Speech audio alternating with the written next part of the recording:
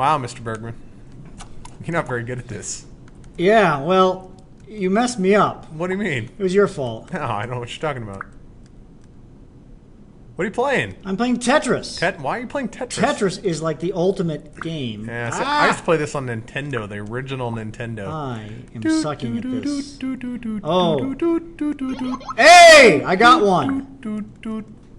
Tetris is a cool game. Yeah, so why are we playing Tetris on the chemistry lesson? Because we're going to be talking about tetrahedral substances. I got to forget the up. It's so up. So Tetris. Tetris. Hey, what does Tetra mean? Well, Tetra means 4, and something interesting about this is that Tetris all of the Tetris pieces have have 4 boxes. Oh, hey, look at that.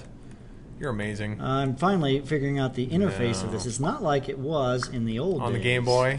See, I had an original Game Boy, too. Game Boys? Yeah, That's original. Kind of old school, Original Mr. Game Boy.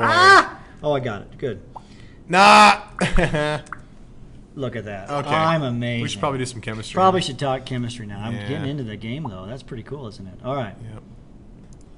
So today we're going to talk about molecular compounds. And, of course, we wanted to talk to you about the Greek prefixes. Oh, yeah. And that's what this page is. Hey, this is one of those push pause pages. And write it down. Hey, if there is one substance, it's mono. 2 is di. 3 is tri. Do triathlons, swim, bike, run. 3 events.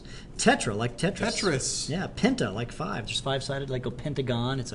Pentagon is a building. I was there this summer. Hexa, 6. Hepta, 7. You can go to a heptathlon. It's an Olympic event. Octa, like an octopus, 8.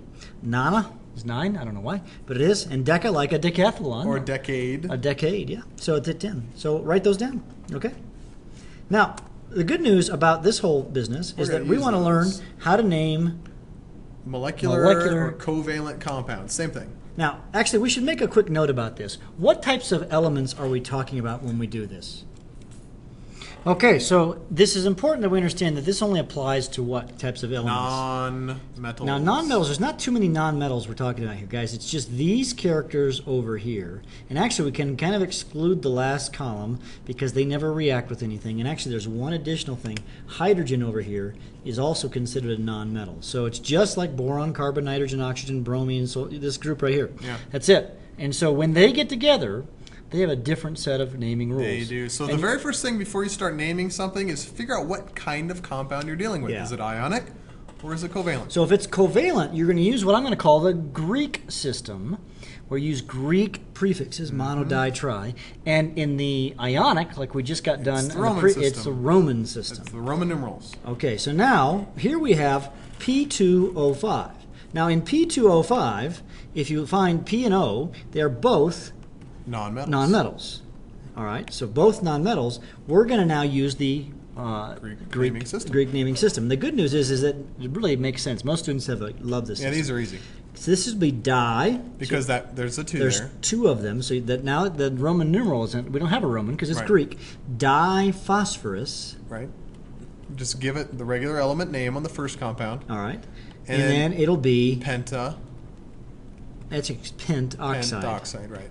Actually, oxide's kind of a weird thing. You don't say pentaoxide. You try to not have 2 vowels together, except like with iodide, because you can't really say pent. Yeah, if you put pentaoxide, no one's going to slap you on the wrist for it either. All right, and now in 4O10. 4 is tetra. So this is that tetra we just did at the beginning. Tetranitrogen.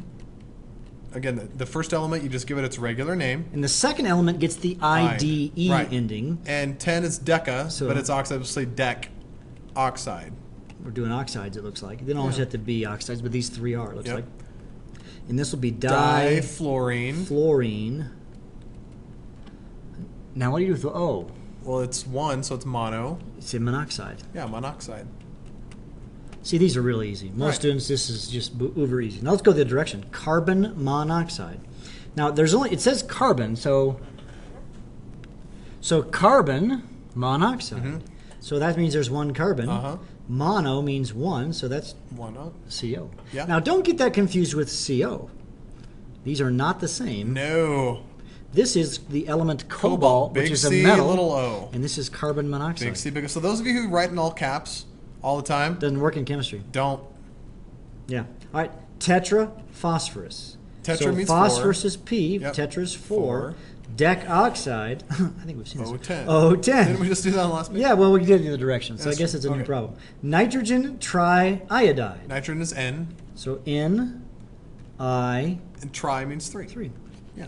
Very simple. Now, I noticed something. There's no mono in front of nitrogen. It's not mononitrogen triiodide, Yeah. and it's not monocarbon monoxide. Yeah, if Why you is have that? if you have the first element, it's redundant to say monocarbon monoxide. So they just drop the mono. You just drop the mono if the first element is if there's only one of them. There's only one Can of we them. do an example where we have the formula and we go to the name? sure. How about we do OF2? Okay, OF2. Okay, so normally I would put mono oxygen because there's one Then oxygen. you can't do that because it's just one O. But we don't like to start the first one with mono. Is that what it is? Yeah, so okay, that's so just it's oxygen difluoride. fluoride. Okay, so if the first element there's only one, we don't put the mono. But if there's only one of the second one, we do put the mono. That's correct. Okay. That's it, guys. Short podcast. All right. Well, you're almost done with the unit. Yay. Woo!